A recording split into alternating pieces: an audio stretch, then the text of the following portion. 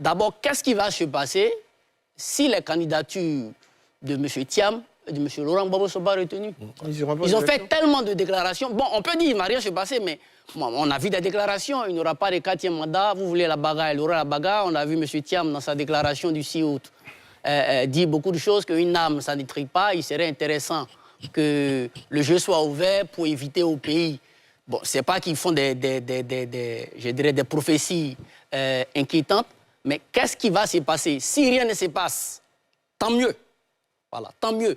Mais là encore, si rien ne se passe, je pense que vis-à-vis de leurs candidats, est-ce que les opposants importants, moi je considère Thiam et Gbagbo comme la partie importante de l'opposition, est-ce qu'ils vont boycotter?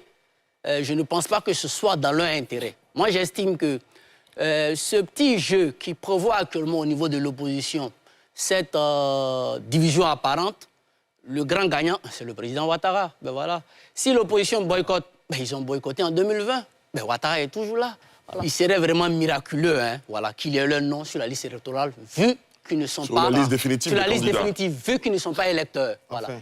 Maintenant, je pense que qu'est-ce qu'ils vont faire? Si on estime que le problème des Ivoiriens, c'est Alassane Ouattara, bon, les questions d'ego, on peut en faire l'économie et essayer de se mettre ensemble. Sinon, si l'opposition au premier tour va de manière dispersée, je pense que Alassane Ouattara a de fortes chances de gagner et de certainement envisager... Et c'est la vérité. Les meilleurs alliés, Guillaume l'a dit tout à l'heure, les meilleurs alliés du président Alassane Ouattara, ce sont ses opposants. Il est clair que le PDC et le PPACI n'auront certainement pas de candidat comme on le pressent, puisque j'ai cité ici la décision de 2020 excluant donc le président Laurent Gbagbo et le Premier ministre Guillaume Soro sur la base de ce qu'ils ne sont pas des électeurs. Mais l'enjeu pour eux, c'est vraiment d'arriver à une stratégie commune. Qu'est-ce qu'il faut faire? Soit il y a l'école ivoirienne, à savoir donc dès le départ, dès maintenant, dit ben écoutez, on va peut-être avoir un candidat, on va soutenir un candidat parmi tout cela. Soit l'école gambienne, on a vu Adama Barrow, alors Yaya Jammeh avait mis presque toute l'opposition en prison. Presque toute l'opposition était en prison. Adama Barrow n'était que le trésorier de son parti. Il n'était même pas le secrétaire général. Il n'était pas vice-président. Il était que peut-être le numéro 5 ou bien le numéro 10 sur la liste de son parti. Son parti a dit, bon, OK, on le présente. Adama Barrow, aujourd'hui, le président de la Gambie. Au Sénégal, c'est l'exemple le plus connu. Sonko a adoubé Diomaye Faye. Aujourd'hui, les deux, ils gèrent le pays.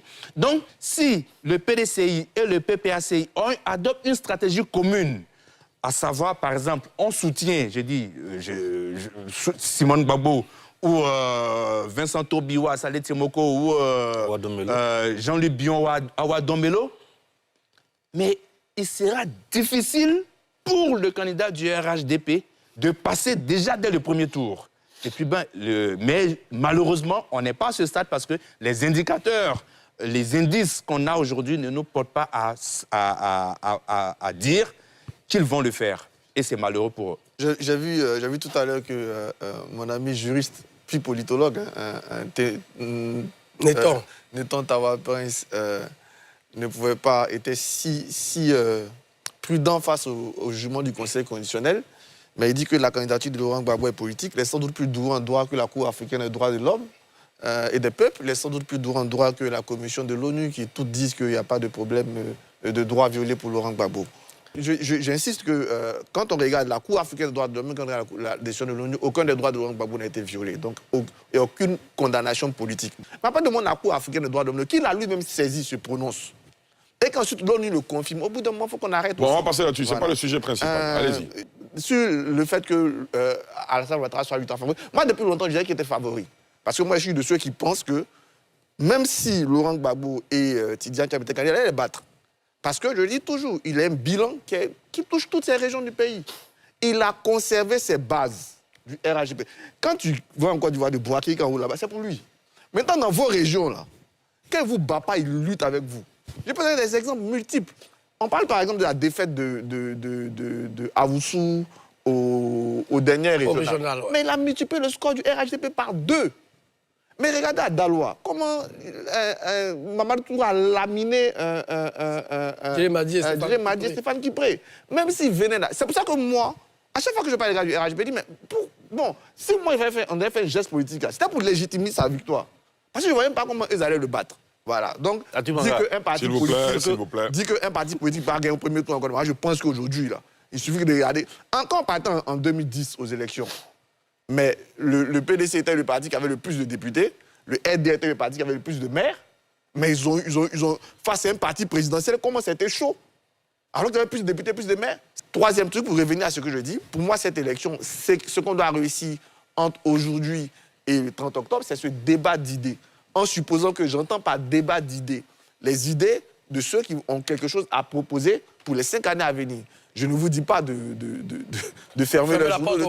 Je dis, quand même, si on veut promouvoir un débat d'idées, je pense que la priorité doit être quand même accordée à ceux qui veulent proposer des choses pour les 5 années prochaines. Parce que, voilà, si on veut proposer la bagarre, je ne vois pas encore en participer au débat d'idées. Moi, je voulais dire que Gbagbo Laurent avait une longue expérience politique. De 1980 jusqu'à son accession au pouvoir, il était député. Mais son manque de gestion et son manque d'expérience dans la gestion lui a causé un tort considérable lorsqu'il accède au pouvoir. On a vu comment est-ce que sa gestion de 2000 à 2010 a été difficile. Laurent Gbagbo lui-même, je pense qu'aujourd'hui, si par magie, il devait revenir au pouvoir, il y a des choses qu'il ferait différemment. Dans son projet de société, il nous disait que nous allons développer notre système de défense nationale. C'était inscrit noir sur blanc dans son projet de société. Lorsqu'il arrive au pouvoir, est-ce que c'est ce qu'il a fait? En lieu et place de ça, on nous a servi une rébellion qu'il a été incapable de mater. Quand on parle, les gens disent que non, mais c'est la rébellion qui nous a attaqués. Mais qui a prêté serment lorsqu'on est président de la République? C'est le président de la République qui prête serment. Et quand il prête son serment, quand il prête le serment, il a le devoir de défendre l'intégrité territoriale, quel que soit celui qui vient vous attaquer. C'est ça le sens du serment qu'on prête. Donc, son manque de gestion dans sa carrière politique lui a valu des torts et je pense qu'aujourd'hui, lui-même, il le regrette. Ça, c'est le premier cas que je voulais énoncer. Revenant au débat, est-ce que le RHDP peut gagner au premier tour ou ne peut pas gagner au premier tour? Mais je pense que c'est Atu qui a relevé des indices. Lorsque nous étions encore dans l'opposition, je vais dire, lorsque le RHDP n'était pas encore au pouvoir, à l'époque c'était le RDR, mais les élections qui se sont déroulées après les élections de 2000. Mais je pense que le RDR, encore dans l'opposition, a conquis quand même des bastions considérables. Même est allé dans des bastions du FPI, Gagnoa, Soubré, San Pedro et même Daloa, conquérir des bastions. Donc, je l'ai dit une fois sur un plateau, ce n'est pas aujourd'hui qu'ils sont au pouvoir. Ou, en termes de baromètre électoral, on a vu qu'ils ont conquéri des régions qui étaient des régions destinées à l'opposition. Tout l'Ouest montagneux aujourd'hui, ils ont conquis. Le Haut-Sassandra, le Bas-Sassandra, ils ont conquis toutes ces régions. Le Sud-Komoué, ils ont conquis toutes ces régions. Mais écoutez, ce n'est pas quand même de la magie. Ce n'est pas quand même de la magie. Tu as parlé de magie pour le président Gbagbo. On ne sait pas comment faire un coup de bâton magique aux élections de 2025. On ne fait pas magie, on ne fait pas magie. S'il vous plaît, ils ne pourront pas, que le RHDP ne pourra pas remporter l'élection. D'autant plus que sur le plateau, nos amis même reconnaissent que l'opposition fait le lit du président Alassane Ouattara. Bon, je pense qu'on ne pourra pas faire le bilan sur ce plateau, mais on sait quand même, je pense qu'il faut être aveugle pour ne pas reconnaître qu'en Côte d'Ivoire, il y a vraiment une certaine évolution. Le taux de pauvreté qui était de 59% est quand même passé à 37%. On le sait. En termes de capital humain, il faut avoir des infrastructures sanitaires pour que les gens soient bien soignés. Quand on circule partout en Côte d'Ivoire, on voit les hôpitaux qui poussent quand même. Oui, mais Je pense qu'il faut être aveugle pour ne pas reconnaître. le problème des Ivoiriens... Attendez votre temps de Non, parole. il faut des écoles pour pouvoir former les élèves. Il faut que les personnes soient bien formées. Mais s'il n'y a pas d'école, comment est-ce qu'on forme? Lorsque le président arrive au pouvoir, il trouve une économie exsangue, un pays au fond de l'abîme. Il faut prendre des mesures idoines pour pouvoir remettre l'économie à flot, construire des écoles, des centres de santé, l'eau potable, l'électrification. Aujourd'hui, pratiquement d'ici 2030, le pays sera complètement électrifié. Je ne sais pas, on est tous d'accord que Ouattara a un bon bilan. Non, on n'est pas tous d'accord. Si on n'allait pas discuter. Bon, allez, s'il vous plaît, s'il vous plaît. Non, s'il vous plaît, monsieur, s'il vous plaît, on n'a plus Écoute, beaucoup de temps. Si tu veux, moi, je peux te rejoindre pour dire que Ouattara a un bon bilan. Mais ce n'est pas suffisant pour un électeur. L'électeur, il a... S'il vous plaît, ne parlez pas l'électeur, Je suis d'accord. il a d'autres centres d'intérêt qui font qu'il peut, malgré le bilan de Ouattara, il ne va pas le voter. André? Attention, hein, les élections locales et les élections générales sont différentes. Donc, de façon arithmétique, quand on dit non, si on devrait s'en tenir à ça, Alassane Ouattara ne serait jamais président de la Côte d'Ivoire. Parce que en 2010, le RDR n'était pas majoritaire dans les communes et à l'Assemblée nationale. Il n'était même pas Si national. on devrait s'en tenir à cela, Diomaye Faye et Bassirou Faye ne seraient pas aujourd'hui le couple présidentiel au Sénégal. J'aime bien mon jeune frère Derou qui s'accroche à cette unité virtuelle possible dans 2 semaines. Mais Derou, elle n'aura pas lieu. Elle n'aura pas lieu parce qu'il y a quelqu'un qui s'appelle Laurent Gbagbo qui dit c'est moi ou rien. Et qui a mis une stratégie en place depuis qu'il a perdu le pouvoir pour liquider cette opposition. Chez moi, on dit on ne cherche pas, on ne construit pas une maison en une journée. Des gens qui ont eu des inimitiés pendant longtemps, on a travaillé à ça, à enraciner. Même quand Dr Domelo parle de sa qualité de précaution, justement, mais on voit comment il est traité. On voit comment il est traité. Donc, il ne faut pas espérer. Et, alors, c'est ce que je disais à mon voisin de droite. Tantôt, il parle de magie, mais il n'y a pas de magie en politique. Il n'y a pas de magie. Il n'y aura pas la magie après le 10 septembre pour que, subitement, ceux qui ont voué le camarade hier aux gémonies, qui les ont traités de tous les noms. Regardez le traitement qui a été fait au président Finguessa, au dernier meeting du PPACI. On nous a fait croire qu'il avait été invité et qu'il aurait eu une rencontre avec le président Gbagbo. Le président Gbagbo n'a même pas pris la peine de le saluer, de dire son nom. Bon, là, on s'éloigne du sujet, là. Je viens, on ne s'éloigne pas du sujet. Puisqu'il a parlé d'unité d'opposition.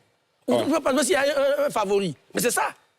C'est ça. Donc, il n'y aura pas cette unité, ni à gauche, ni à droite. Mon ami André tente de minimiser le fait qu'un parti politique qui n'a pas d'ancrage local peut gagner une élection. Ce n'est pas vrai, André, ce n'est pas vrai. Même quand tu prends le cas du RDR, aux élections municipales de 2001, le RDR a eu plus de 60 communes. C'était le premier. C'était le premier, ouais. Même s'ils avaient boycotté les élections législatives... C'était pas la majorité. Mais je ne parle pas de majorité. Mais il y avait un vrai ancrage.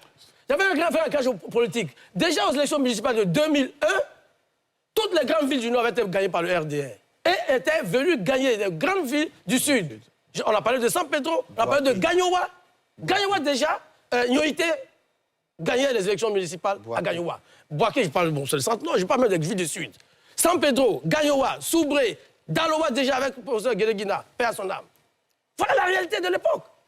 Et vous aviez l'UDPCI sur le flanc ouest, complètement, qui était majoritaire. Aujourd'hui, de Dalané jusqu'à Adiaké, c'est le RHDP.